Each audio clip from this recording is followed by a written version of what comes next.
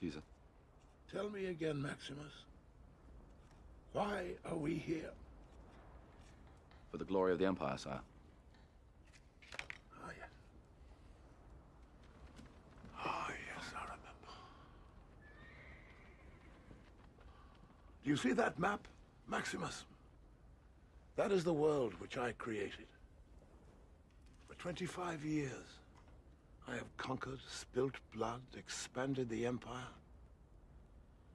Since I became Caesar, I've known 4 years without war. 4 years of peace in 20.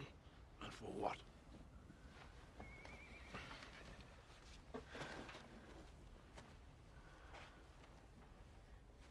I brought the sword. Nothing more. Caesar, your life. Please. Please don't call me that. Come. Please. Come sit. Let us talk together now. Very simply, as men. Well, Maximus. Talk. 5,000 of my men are out there in the freezing mud. 3,000 of them are bloodied and cleaved. 2,000 will never leave this place. I will not believe that they fought and died for nothing. And what would you believe, They Maximus? fought for you. And for Rome. And what is Rome, Maximus? I've seen much of the rest of the world. It is brutal and cruel and dark. Rome is the light. Yet you have never been there. You have not seen what it has become. I am dying, Maximus. When a man sees his end, he wants to know there was some purpose to his life. How will the world speak my name in years to come? Will I be known as the philosopher, the warrior, the tyrant? Or will I be the emperor who gave Rome back her true self? There was once a dream that was Rome. You could only whisper it. Anything more than a whisper, and it would vanish. It was so fragile. And I fear that it will not survive the winter. Maximus, let us whisper now, together, you and I. You have a son. Tell me about your home.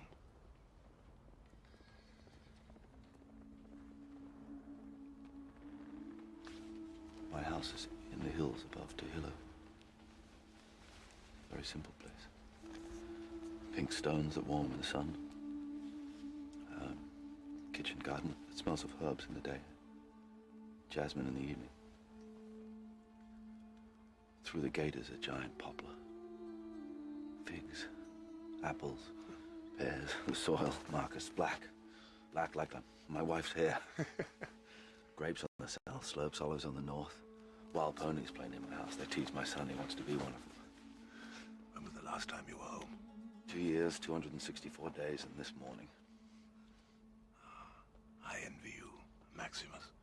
It was a good home. Worth fighting for. There is one more duty that I ask of you before you go home. What would you have me do, Caesar? I want you to become the protector of Rome after I die. I will empower you to one end alone. To give power back to the people of Rome and end the corruption that has crippled it.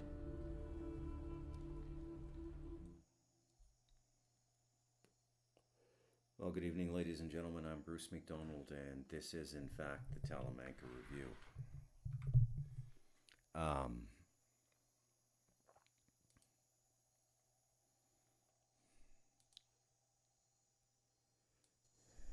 Okay, there we go. And I wanted to play that clip. I went on a road trip for a day. I have a friend visiting here in Costa Rica, and we went to a place called La Fortuna. It's a big tourist spot, and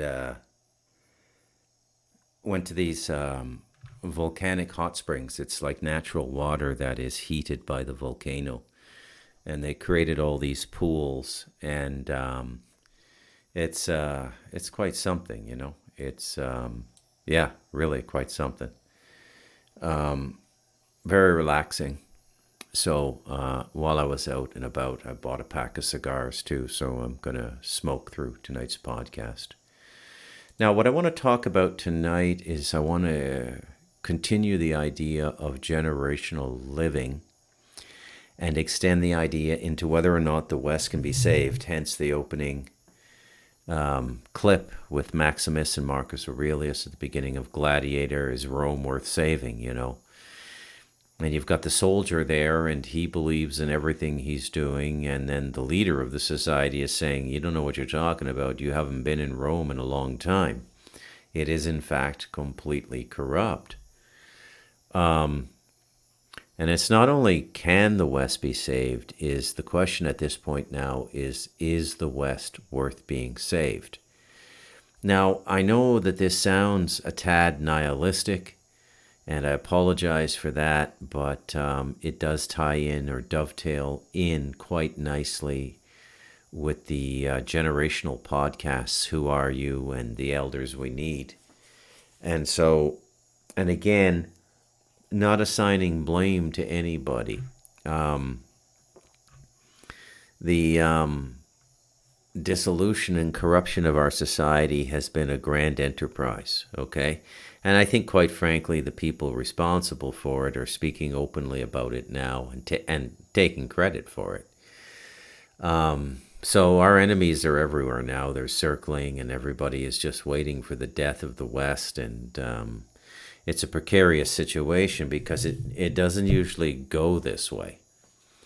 So when empires fade or cede or lose their grip on power, it's because they don't have the wealth or the influence or the ability to control by force anymore. And there's a number of reasons that things like that happen. Principal among them is what I would call cycling out.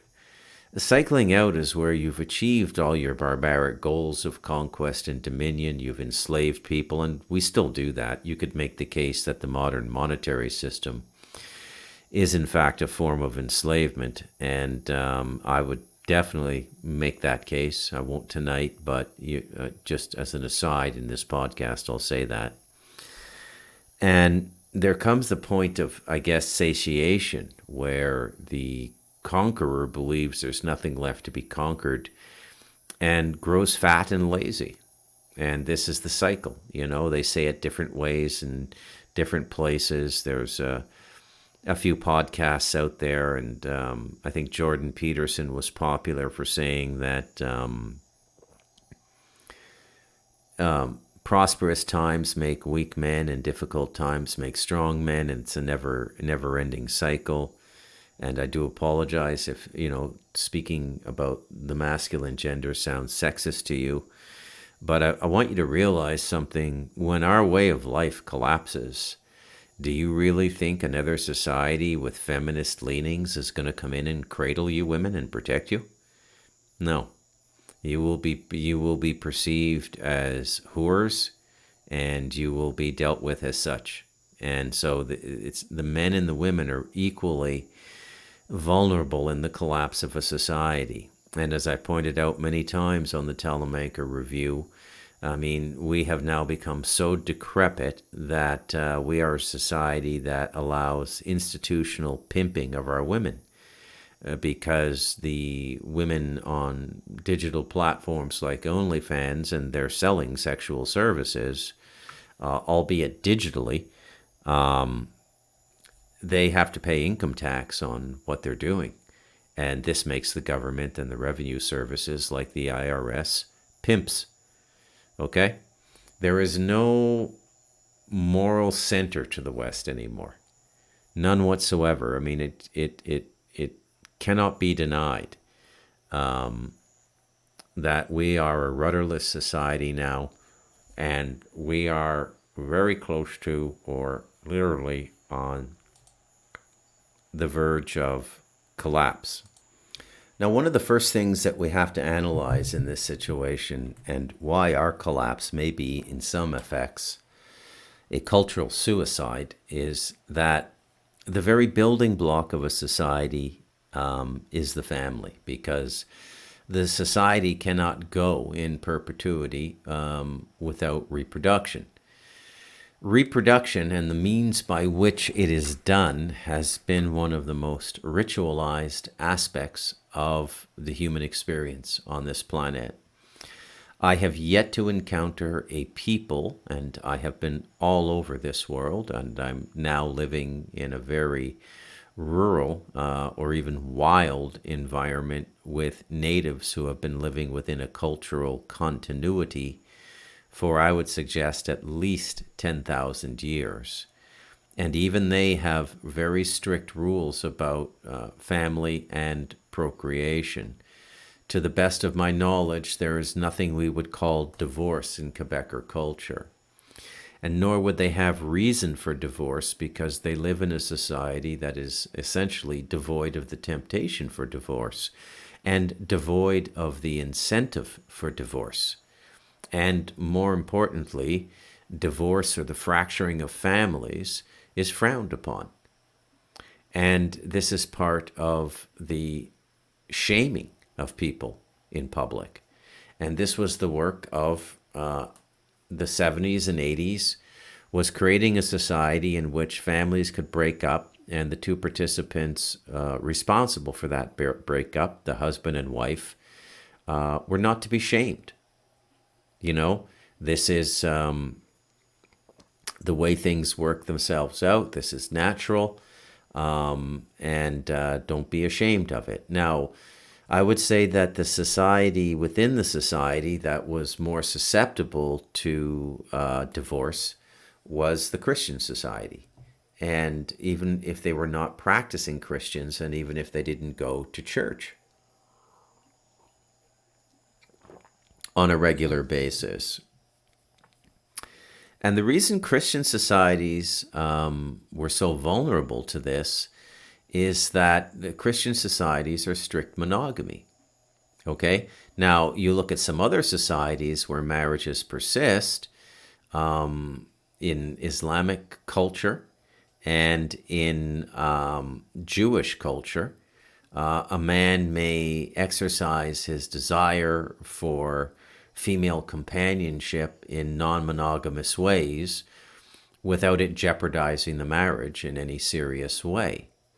Okay, so, and it all comes down to your wealth and your ability to meet all of the material demands of your betrothed, your wife.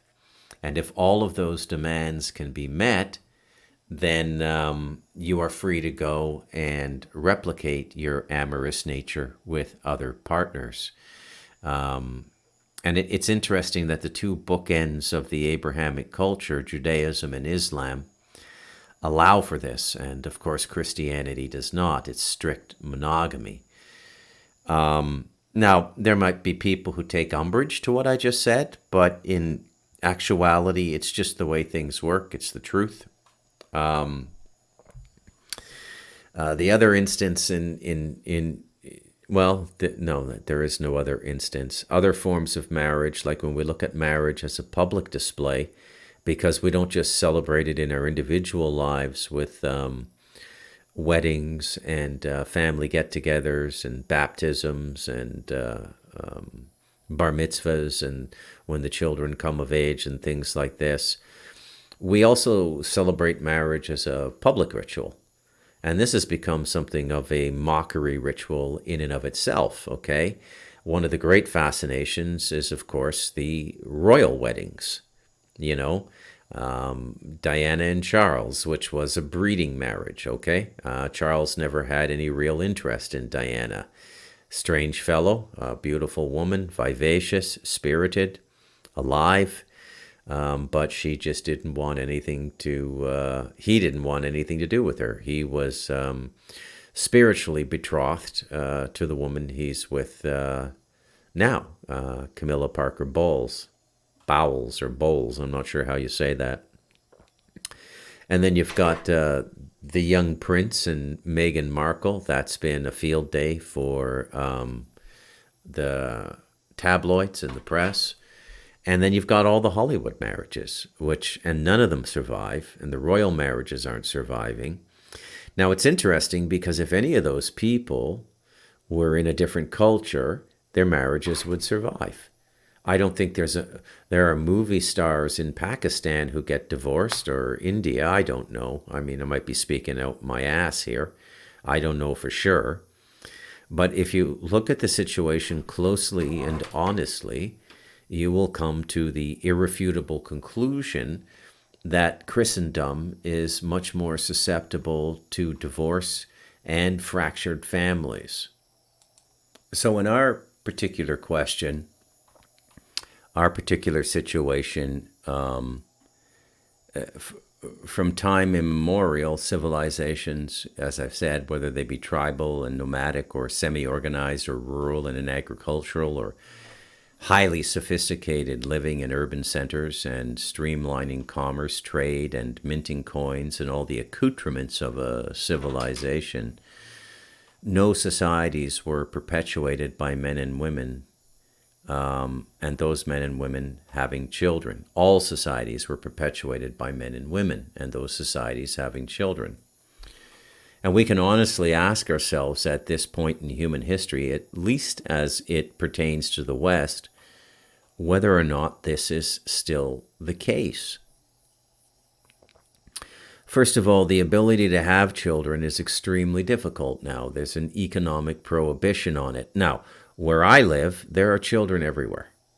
You can have a child over here, and you can raise a child on $400 or $500 a month. It might not meet all of the material criteria of a Western living. We're certainly not talking about private schools or anything like that, but the children are loved. Children are cherished over here. Now, the thing about Latin culture is, for the most part, if you have the leeway to have women on the side. You don't want to get caught, but I have yet to meet a Costa Rican man in a committed relationship who does not have something on the side, especially if they're over 50. The younger ones, with the new generation of women, are having a much tougher time getting away with that. You know the case of my stepson. He's got 6 children by 3 different women, 2 one-offs and 4 children by 1 woman, with one of the births being twins. And he has literally destroyed his life. He has painted himself into a corner he can't get out of. He has a nearly impossible child support payment every month, which is about $950 US. And then it's about just under $2,000 US in December and January, the double months. Now, I can tell you, based on the economy of Costa Rica, that is an outrageous amount of money to be trying to make in a society like this, and the things that he is forced to do to try to make those payments are questionable at best, and further his this commitment to his own destruction, in a sense. Very interesting the way the whole thing goes. Now, I think the most important thing is that, anyways, to my sensibilities, it says a lot about people understanding and the people's understanding of the reality that they live in. When something as central as procreation and continuity in the society is an afterthought, or something done without any thought, or something aborted altogether. By the way, I feel, and look, I'm not trying to, again, I'm just barely escaped the wounds of the baby boom podcasts. I think I made my peace with the elders we need, and everybody knows where I'm coming from. And I'm not trying to pick another fight by being contentious in the podcast tonight. But it seems to me that a lot of this is the byproduct of the social engineering that happened in the 70s with second wave feminism. First wave would be gaining the vote. And that happened, I think, in 1919 in the United States, and Canada and the US at a similar time. There's always been this synergy to the colonies. And America, I hate to tell you this, whether you want to believe it or not, culturally, you're still a colony, even though you fought a revolutionary war and allegedly gained your independence. You're still a colony. Psychologically, you're a colony because you're derivative of a mother culture. So in these cultures, we have now reached a point where there is this incredible, almost radical non-compliance in the women. And it's reaching a pitch now. And one of its expressions is transgenderism.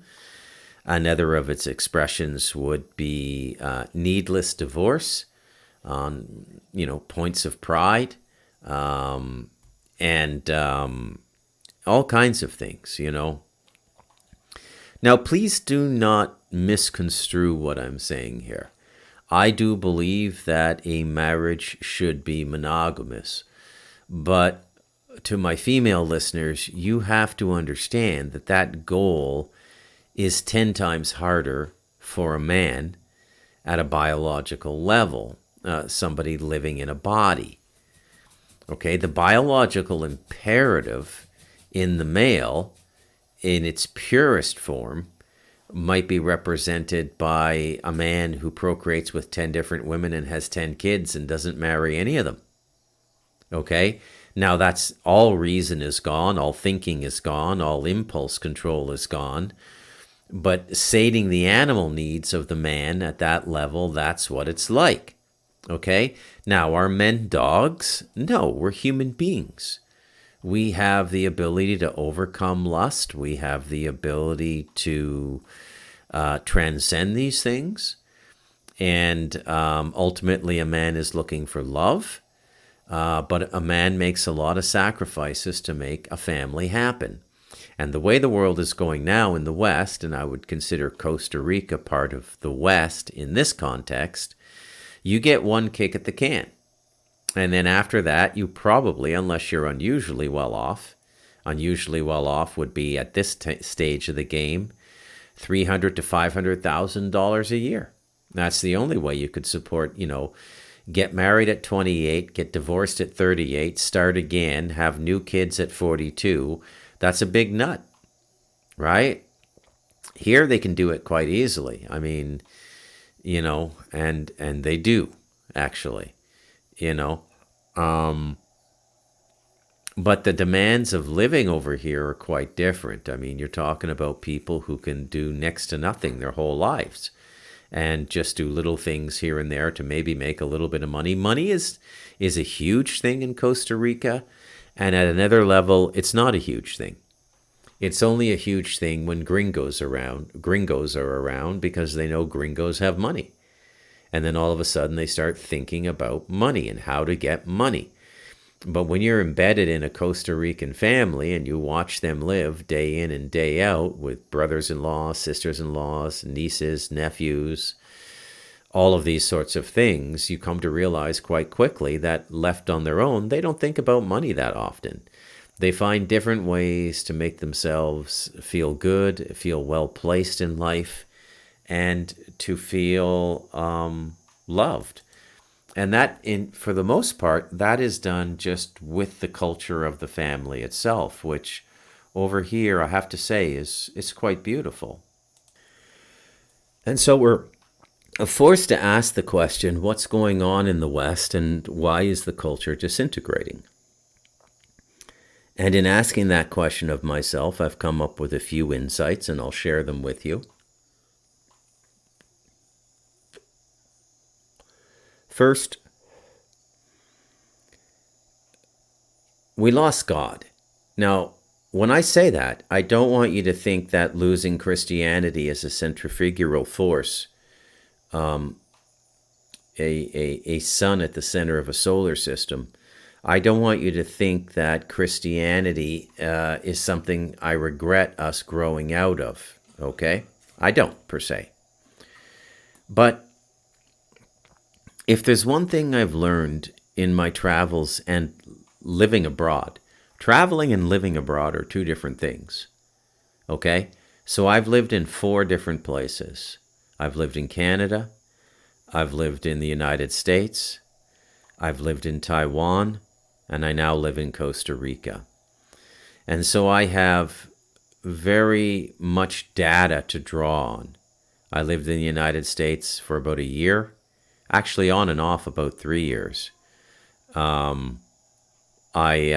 lived in Taiwan for just under 2 years, and I've lived in Central America, Costa Rica now for a decade. And then I travel a lot when I'm living abroad, right? So when I lived in Taiwan, I went to Hong Kong about 6 times. I went to Thailand, I think once or twice. I think that's about it, Thailand and Hong Kong. And over here, I've been to El Salvador, I've been to Guatemala, I've been to Nicaragua, and I've been to Panama, which is the entirety of Central America minus Belize and Honduras.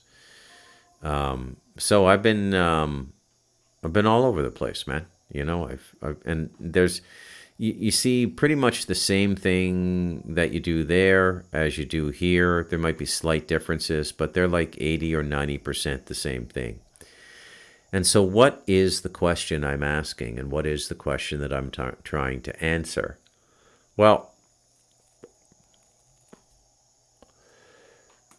you have to ask yourself what God represents in a culture and why the gods have been used to hold cultures together, whether it be the Norse gods, whether it be the gods of the Druidic gods, or Yahweh, or, you know, the Christian God, or the Greek gods, or what have you. You know, there have always been gods, okay? But as we look at the 20th century and we look at the evolution of Western society, what is it that's missing that other societies seem to have? Although we've corroded a lot of their ability to participate in these things as well, just through the proliferation of our culture through movies, television, and music, which, believe it or not, has had an extremely corrupting effect on the world, okay? At the top of my list would be rap music, okay? There's a Latin variant of rap music now, and all the sicarios listen to it, and all the killers and whoremongers listen to it. And you'll notice this type of music always has a very strong bass line. You could say that the drums or the bass line is 60, 70, 80% of the music. And then it's usually attended by ranting, and sometimes rhythmic and rhyming, but ranting nonetheless, okay? Yeah, there are people out there who want to call it an art form. They've never read T.S. Eliot, I can assure you of that. They're fucking idiots. It's not an art form. It's the beginning of cultural degeneration, and nothing more and nothing less. And it can't be called anything other than that.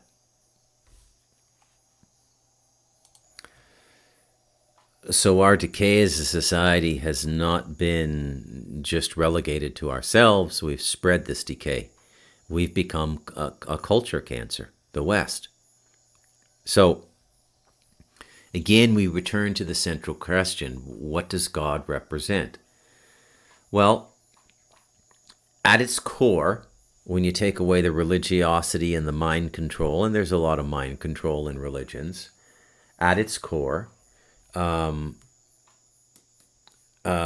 we're dealing with is a collective dream. Okay, it's something that everybody participates in.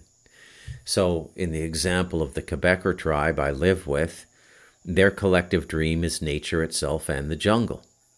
And it's a living force to them, and they're all underneath it. And it creates humility. It creates balance. They don't overstimulate themselves. They have a healthy diet, they have a healthy lifestyle, and they live comfortably. And it's very beautiful to watch what they do. In the West, God was a collective dream. You know, when we became literate and the printing press was written, many of the books and much of the poetry that was created was about this God.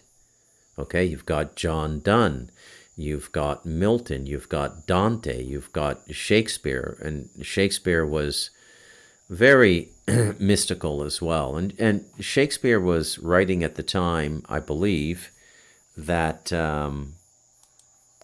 it was still a Catholic society. Let me just check that to be sure. I go to my trusty. Okay, so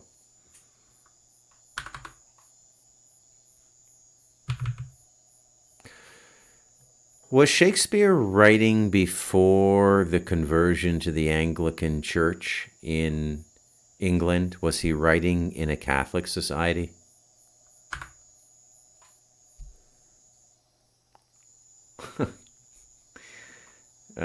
Hang on a sec. Yeah.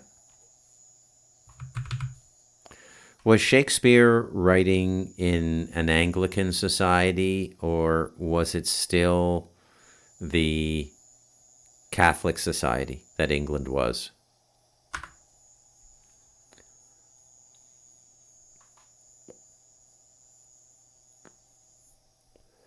Bit slow here.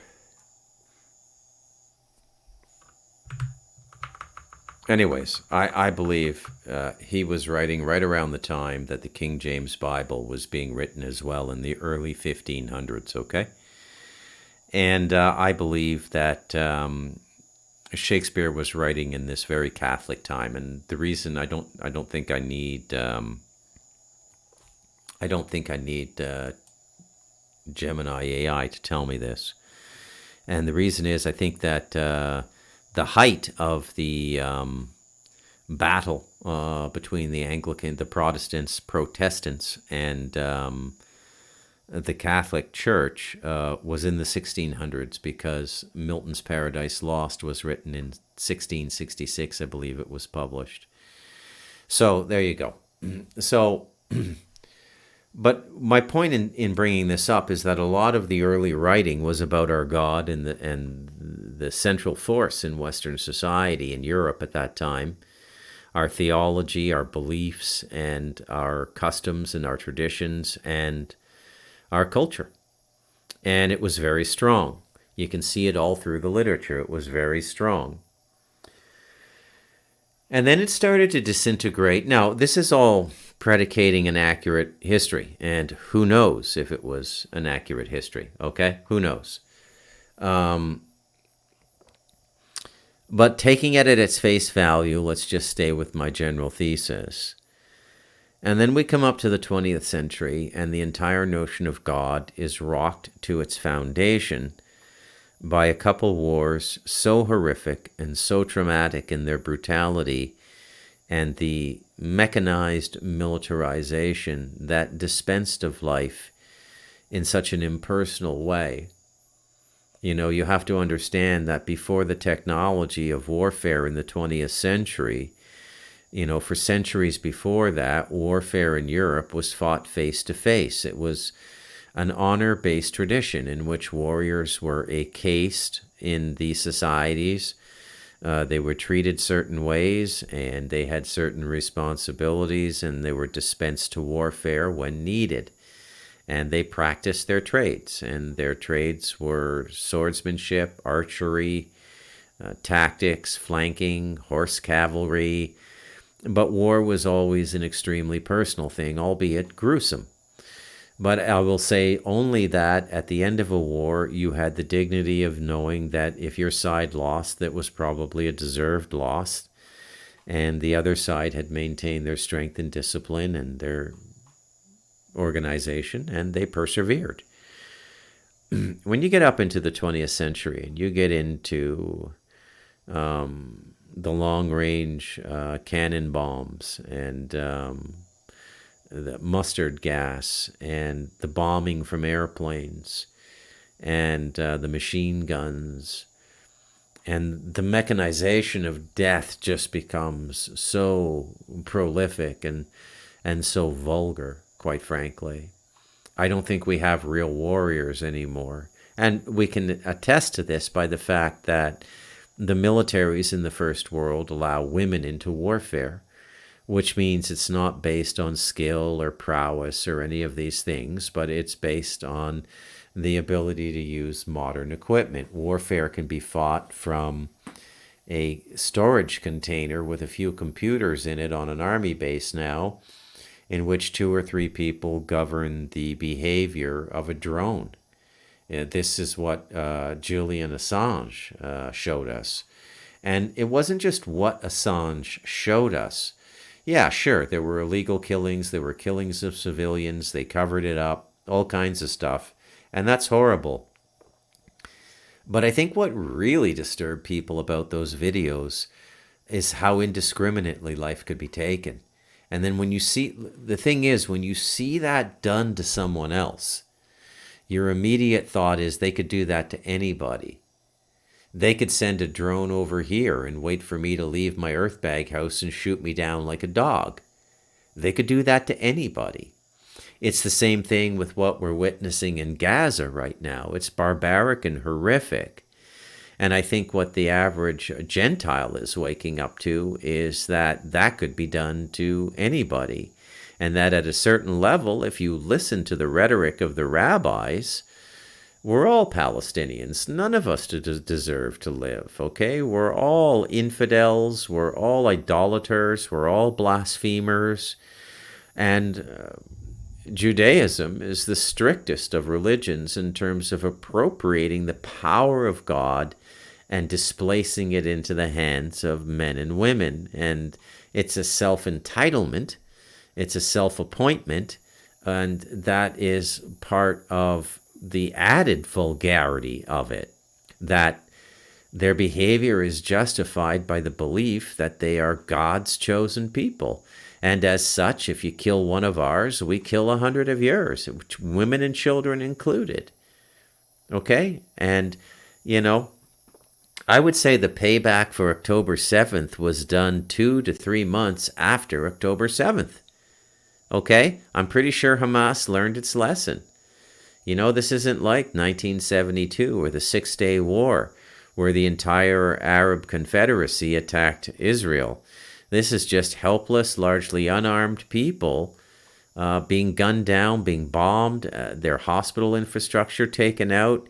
They're given food supplies that can't be prepared without hot water or boiled, and they're not given any water to cook with. The whole thing is a satanic mockery. And you watch that and you go, that seems like how they feel about the whole world now, if you take into account the vax and all of these sorts of things. And it's a daunting realization for any human being.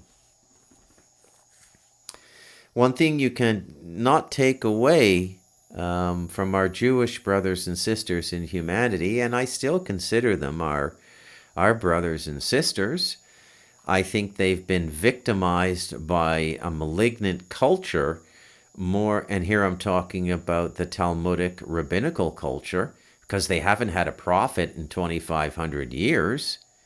Okay, Malachi being the last in 500 BC. So it seems like a cultural malignancy at this point, and an extremely vulgar example. And it's an interesting juxtaposition to tonight's topic, which is where is the West headed? Because we've largely, at a formal level, given up our cultural roots as Christians. Christianity doesn't factor into our political decisions. It doesn't factor into our economic decisions. It doesn't factor into any of our decisions anymore. Those persisting in the faith do so quietly on their own, and will not say Merry Christmas at the office in December for fear of being sacked. And when you look at the malignancy of Jewish culture as expressed by Israel under Netanyahu, it actually becomes a reinforcement agent for the dissolution of these Abrahamic cultures. But it doesn't alleviate the central problem. And the central problem is what collective dream is going to replace it. And we can't live without a collective dream. Now, I will suggest the following to you. Now, before we get into the major meat of my thesis tonight, which is what becomes the central dream, the collective dream of a people in the absence of the old dream, which was God. I want to play this, okay? Now, this is going to be disturbing to you, but nonetheless, I came across it and I have it prepared, and here we go. Well, you know, it's part of the dishonesty. It's part of the dishonesty of the West, part of the dishonesty in the West that's encoded into the cultural DNA of the West, Western so-called civilization. It's part of their dishonesty for them to say, for example, the problem is capitalism. You know, this is part of the allowable discourse to say something like this. This is part of the controlled discourse. You can say capitalism has ruined everything. The problem is capitalism. Capitalism is evil. The capitalist system is evil. So then you have, you know, after that, you have whatever else there is, you know, Marxism, socialism, communism, blah, blah, blah. It's the system. So let's change the system. This is how they address the problems in their society. Let's change the system. No, the system didn't make you like this. You understand? You made the system this way because you are like this. And you're going to do the same thing to any other system that you come up with. The problem isn't the system. The problem is the operators of the system. And this is what you're not supposed to talk about. This is outside the accepted discourse. This is outside the parameters of accepted discourse, allowable discourse. Because of course it is. And this is really and truly criminal. It's criminal what this so-called Western civilization has done to its people. It's like if you have diabetes, say, you have diabetes and you go to doctor after doctor after doctor, and each doctor tells you that, well, you just have a stomach flu. Or they tell you, you're just stressed. So then they give you all sorts of different types of prescriptions for those problems that never treat the real problem. And then you just get sicker. That's what's going on in the West. You're not allowed to ever get an accurate diagnosis about what's wrong with you. So if you can't get an accurate diagnosis, then you can never get proper treatment. And I understand this to some extent because the real diagnosis for the West is catastrophic. And most people can't face it. So you just go through your whole life basically in a state of chronic disease and temporary painkillers because your own society is never going to tell you the truth. They're never going to tell you the truth about what's going on. They're never going to tell you the truth about what's going on with you, what's wrong with you. But for everyone outside, we have to be very clear about what your condition is, about what your real condition is.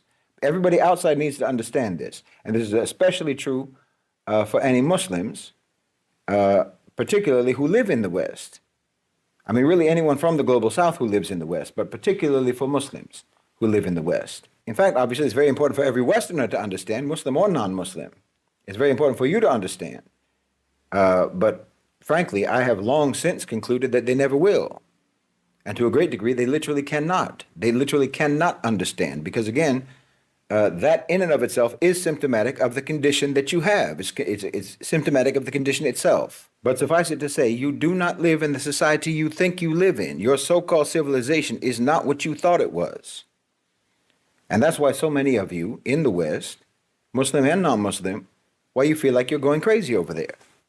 Why you feel depressed, why you get depressed, why you feel isolated, you know, why you feel so strange in your society. Why, for instance, you can't understand how everyone around you can act normal while there's a genocide being committed by your country. Because you think, or you thought, that your society, your so-called civilization, you thought that it's different from what it really is. And this is what your problem is. This is where your problem lies. And this is why you have such deeply painful cognitive dissonance. Because Diddy, for example, Epstein, and the rest of them, you have to understand they are not abominations in your society. They're not aberrations in your society, and that's the truth. They are not anomalies. People like that are actually embodiments of your culture. They're embodiments of your so-called civilization. They're not strange. And if those criminals actually shock and disgust you, it's only because you have been lied to, and you lied to yourself, and you believe those lies about the society that you live in and the so-called civilization that you come from. Because these people are not monsters in your society. They're not monsters in your civilization. They are representatives of your society, a society that is itself monstrous. And again, it's not monstrous because of the system. It's not monstrous because of capitalism. It's not monstrous because of corporations. And Marxism is not going to fix it. Socialism is not going to fix it. Communism is not going to fix it. Feminism is not going to fix it. Red pill is not going to fix it. Okay? Liberalism is not going to fix it. Conservatism is not going to fix it. The system that you created is not the problem. The problem is in the people who created the system. Understand? The problem is the whole cultural context, the whole so-called civilizational context in which those systems were created. The cultural context that created the people who created the systems. That's where your problem lies. The problem is the so-called civilization itself. And you have to understand that anything and everything that comes out from that so-called civilization is going to carry that same sickness. It's going to carry the same sickness, the same infection, the same disease, and that's just a fact. You like to tell yourself in the West, and Muslims also like to say this, that the corruption is some sort of a new phenomenon in the West. And I'm telling you, no, it's not new at all. Not at all. It's not because of Trump, okay? It's not because of Biden. It's not because of the Republicans. It's not because of the Democrats. It's not because of Obama. It's not because of Hillary. It's not because of Larry Fink. It's not because of the World Economic Forum or whatever else you might think of. I mean, you can't keep telling yourself that this corruption and this wickedness in your society is the fault of anything or anyone that your society itself produced. You also can't keep telling yourself the lie that the situation is the same everywhere, that corruption exists in all societies. No, corruption exists in good societies, yes. Corruption exists in good societies, but that's completely different than the West. Because in the West, the opposite is true, meaning that some good exists in that corrupt society as opposed to some corruption existing in good societies. They're not the same. You know, it's like saying that a bucket of water that has a drop of mud in it is the same as a bucket of mud that has a drop of water in it. No, they're not the same. They're not the same at all. You know, a weed and a flower might both grow from the same soil, but that doesn't make them identical by any means. But this is what I mean about never accepting any accurate diagnosis. You're never going to accept an accurate diagnosis because you don't want to know. And to a certain extent, like I said, I don't really blame you because the diagnosis is actually quite catastrophic, because the truth of the matter is, whether you want to hear it or not, the truth of the matter is the West, so-called civilization, is a so-called civilization that worships the devil. Yes, and it always has. From prehistory right up until today, it always has. It has been immersed in a deep and abiding relationship with the jinn. I mean, I know you've been taught to reject this whole concept about the jinn and what have you. I know that, but that doesn't matter. It doesn't matter. Your beliefs anyway are completely incoherent. That's the truth. The only belief, in fact, the only belief that you have been rigidly trained to dismiss and to scoff at is the only belief that's true. That's the one that you've been trained to reject. Everything else is fine. You can believe in horoscopes, manifestation, extraterrestrials, ghosts, good luck, bad luck, deja vu, tarot cards, Myers-Briggs tests, eugenics, white supremacy, and democracy. You can believe in all of these sorts of delusional superstitions, fantasies, conspiracy theories, paranormal, supernatural, all sorts of oddities, fantasies. That's fine. You can believe in all of those things, except for the actual truth. That you're not allowed to believe in. You can believe in everything across the spectrum, any and all types of beliefs across the full spectrum. You know, you can believe that we're living in a simulation. You can believe in a multiverse. You can believe in timeline jumping, portals, multi-dimensional portals, all of that stuff. You can believe in all of that. That's fine. You can believe that a man is born in a woman's body and a woman is born in a man's body and so on and so forth. And you can even believe that you live in the freest and most wonderful society that ever existed.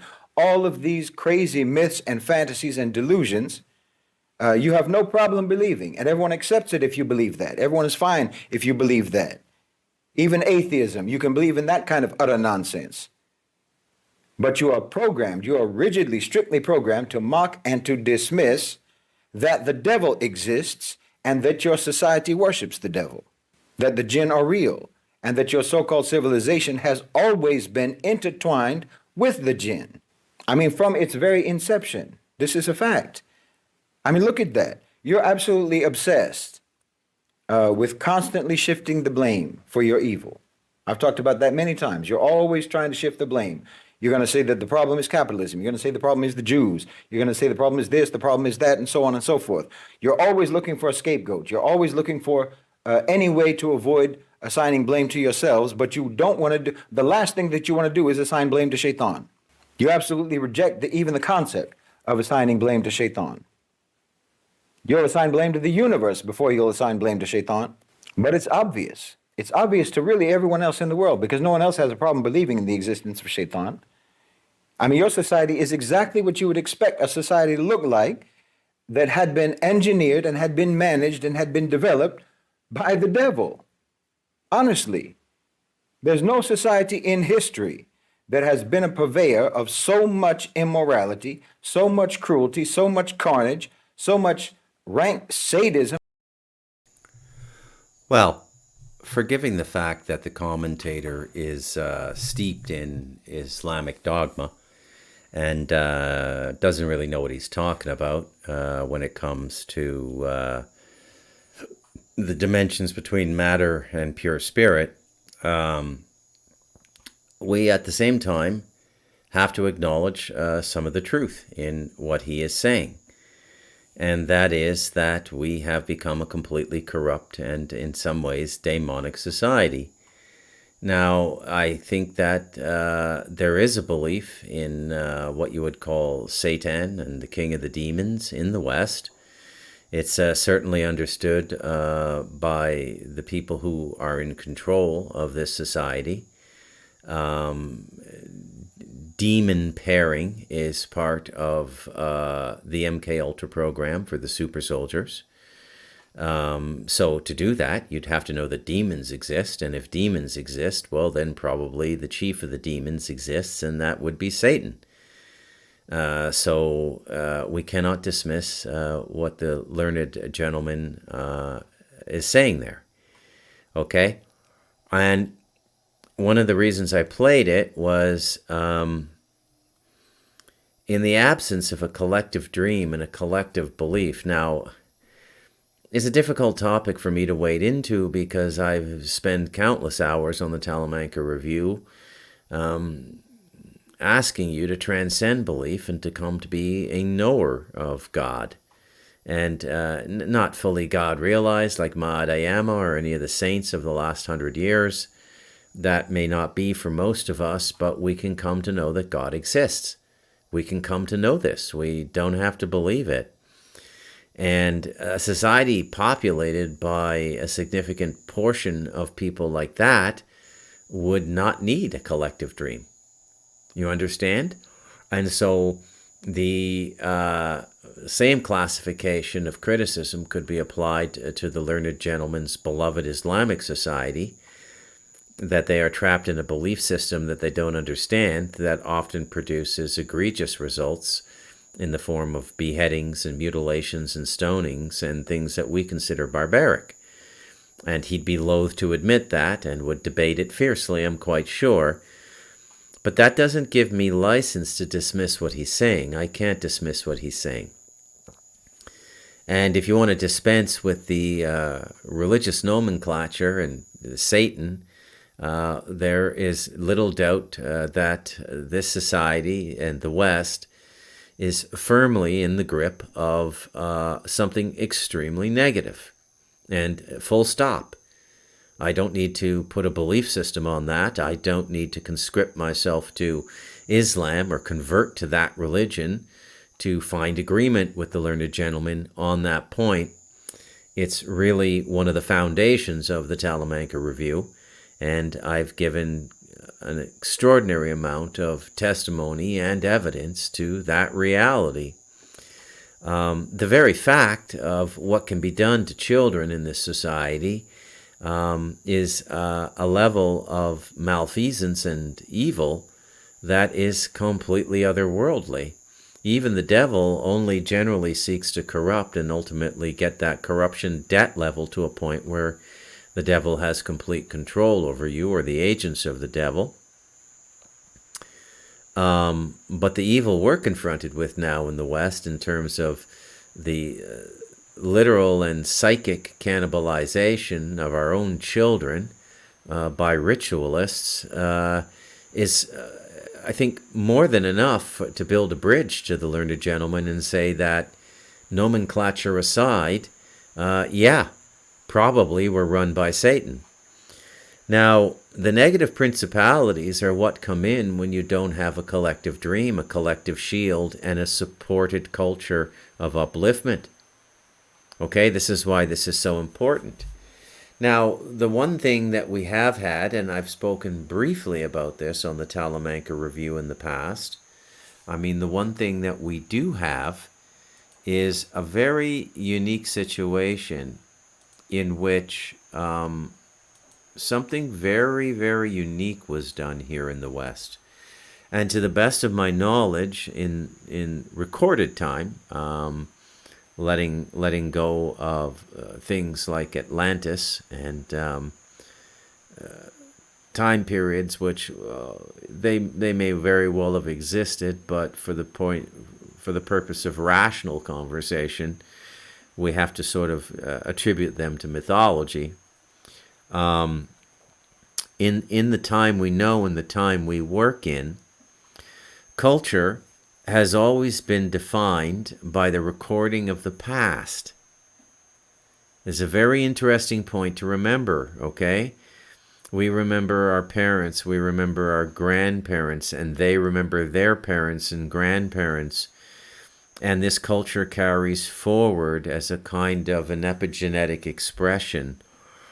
And then there's things that a collective society goes through together that become branding marks in the collective psyche and further define the collective experience of those people, like World War I and like World War II, and radically transform our culture. Now, when I lived in Taiwan, I was absolutely astounded by how all of the daytime TV, that what we call soap operas in the West, was completely dominated by period pieces sent in regal empirical times when China probably lived a level of civilization in excess of Europe, which would have been about 500 years ago, or 600 or 700 years ago. And it was fascinating to me to watch this in Taiwan, that all of these daytime serials were set back in this time. And I remember thinking to myself, man, it must be a gold mine in perpetual work to be a TV wardrobe designer in Chinese culture, because you have to sew all of these costumes for people to represent the time. And then you have the set design people and everything, right?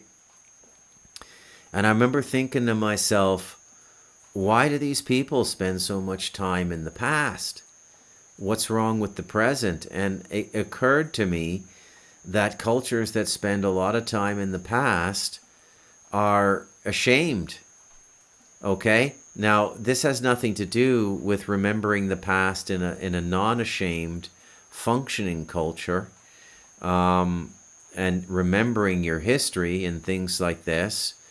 But using a medium like television to cast the public imagination back to a period of time where Chinese culture was probably more elevated than the rest of the world, is telling the publication we were great once. Okay, so there's a kind of insipid demoralization in that. And I suppose one of the things that struck me the most was, when you watch television in the West, everything takes place in the present. So it's always about what a joyous time the present is to be living in, or what a confrontational time the present is to be living in. So one example of confrontational or transitional would be the Archie Bunker Show, okay? And if you're of my age, you can remember that. It largely aired in the 70s. It was a hit TV sitcom. And birthed Rob Reiner, who went on to be the libtard he became. And then you had shows in the 90s like Seinfeld and Friends, which really represented the vapidness of conquering the world and the supremacy of Western civilization. Where, hey, man, we can do anything and make a TV show about it. People will watch it. We're great people, don't you know? You know, go back and try and watch the Seinfeld show now, at least myself. And I never watched it. I've never been a TV guy. Not until around the 2000s when HBO started to produce Broadway level or major studio cinema level television like The Sopranos, like Oz, like The Wire. Okay, but when sitcoms and cable television ruled the world, I did not watch television. I only read books and watched movies. Okay, I couldn't stand television. So I don't think I've ever seen a full episode of Friends. I can't remember seeing a full episode of Seinfeld. I've seen clips here and there, but I never watched any of that crap. But my point is, it all took place in the present. Meanwhile, the epochal shift that happened in the West, which, as I stated earlier, but didn't finish my thought, to my knowledge, never happened anywhere else, was we transposed mythology from the past to the future. And this happens principally, I'm quite certain, as a result of DARPA influence, the beginning of the UFO narrative, which is complete bunk, by the way. And by bunk, I don't mean it's not real. I just mean it's inconsequential. Okay, if you understood how totally inconsequential extraterrestrials and UFOs were to our well-being and the well-being of the human race, you'd spend no time on it at all. Now, I've spent considerable time on it. I wrote a book about it, Stardust Ranch, and I'm happy I wrote that book. I don't have any regrets. But my point in bringing this up is that a lot of it was to convince us that our consciousness belonged in the future, the opposite of what I saw in Taiwan in the early 90s. And if you think about it, what futurism does is it constantly titillates and stimulates a society. This is what we're going to become. We are going to become star travelers, boldly go where no man has gone before. We're going to go out there and slug it out with all of these other races out there, the Klingons and the Vulcans, and we're going to find peace and camaraderie where we can, and where we can't, we're going to war. And space became the dominant mythology, which is unbelievable because, like all mythology, it rests in the realm of unmanifest imagination. So the mythology of the Celts might be fairies and things like and leprechauns and things like this. The gentleman whose clip I played, I watched the whole thing tonight. It was 48 minutes. Very fascinating, actually. I like watching that guy once in a while. The Islamic chauvinism pisses me off sometimes, but, you know, who cares, right? It's not like we're not chauvinistic. I just explained Friends and Seinfeld to you. We're just chauvinistic in a different way. You know, culture is like a dung heap. Everybody gets on top of their own and complains how the one next to them stinks, right? That's what cultures do in the negative.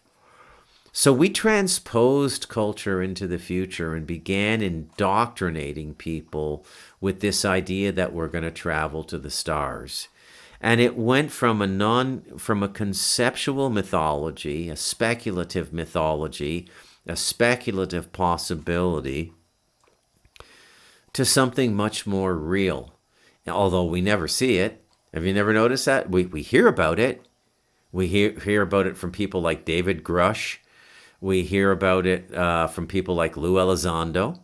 We hear about it from people like Stephen Greer. But have you ever seen it? Do you know anybody who's ever seen it?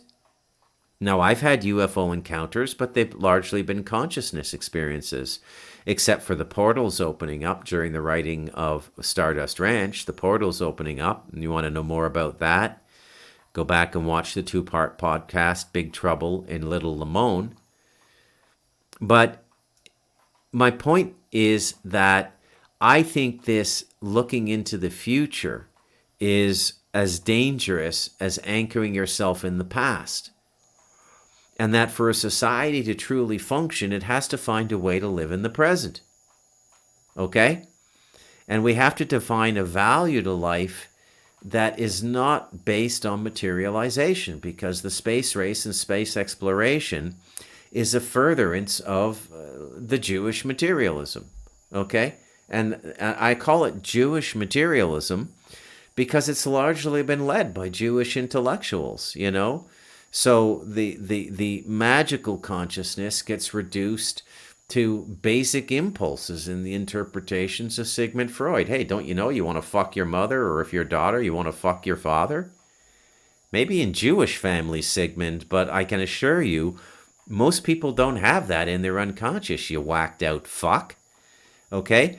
But that sort of hard-nosed materialism, stop dreaming, focus on this reality, shocking. It's like psychic electroconvulsive therapy, ECT.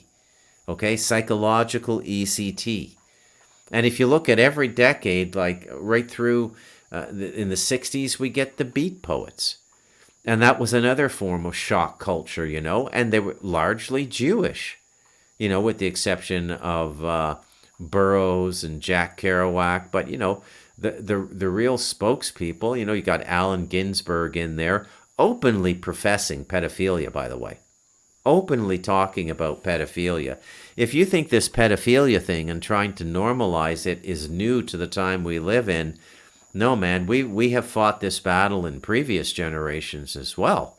If you've read The Light of Darkness, there's that scene or that part in the Belial chapter when I talk about William S. Burroughs and his buddy down in some third world country trying to have sex with kids. And it's just fucking disgusting.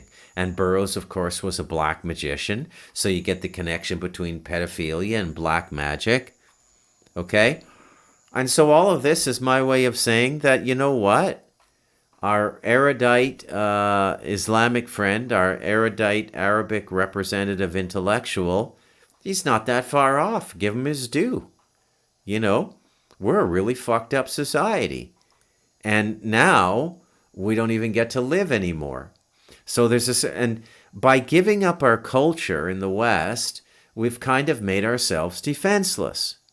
Okay? Because culture, what is culture as I've defined it? It is a collective dream.